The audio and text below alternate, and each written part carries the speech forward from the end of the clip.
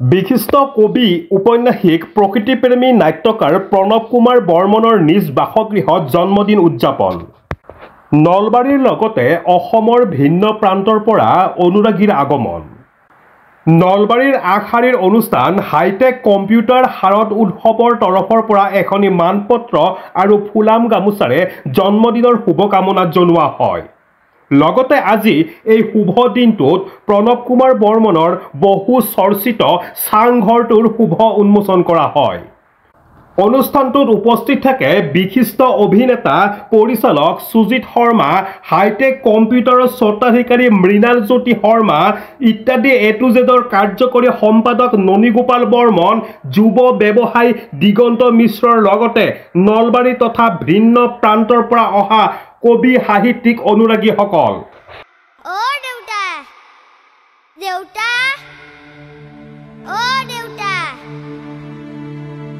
তোমাৰ আগলিত ধৰি খোজ কাঢ়িম গোটেই পৃথিৱী, জয় কৰিম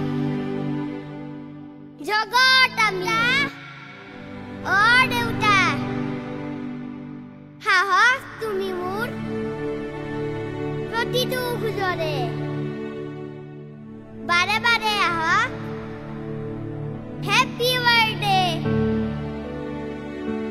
জন্মদিন দেউতা। আমি লগ হৈছোঁ পৰাকুচিত, আৰু পৰাকুচিত মানে আমাৰ প্ৰিয় কবি মোৰ ভাতৃ প্ৰণৱ বৰ্মনৰ ঘৰত, চাংঘৰত আজি আচলতে আমি উপস্থিত হৈছোঁ। দুটা কাৰ্যসূচী হ'ল, চাংঘৰটো আনুষ্ঠানিকভাৱে উন্মোচন হৈ গ'ল আজি, আৰু আজি প্ৰণৱৰ জন্মদিন।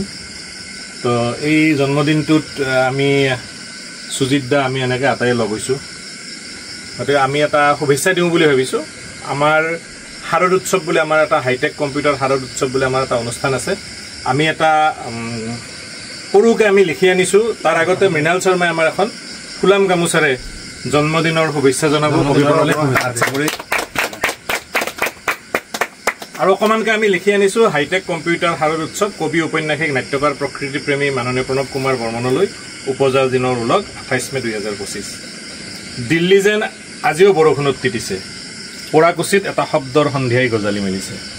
আজি এই মধুময় দিনটো হওক আপোনাৰ বাবে আগন্তুক হেজাৰ কবিতাৰ দিন। আপোনাৰ কলমত প্ৰাণ পাই উঠক সৃষ্টিৰ অলেখ প্ৰহেলিকা। দুখৰ বতাহতো উৰি থাকক আপোনাৰ হাঁহিৰ নিচান। আপোনালৈ উপজা দিনৰ অলেখ শুভকামনা। বহুত বহুত বহুত বহুত শুভেচ্ছা।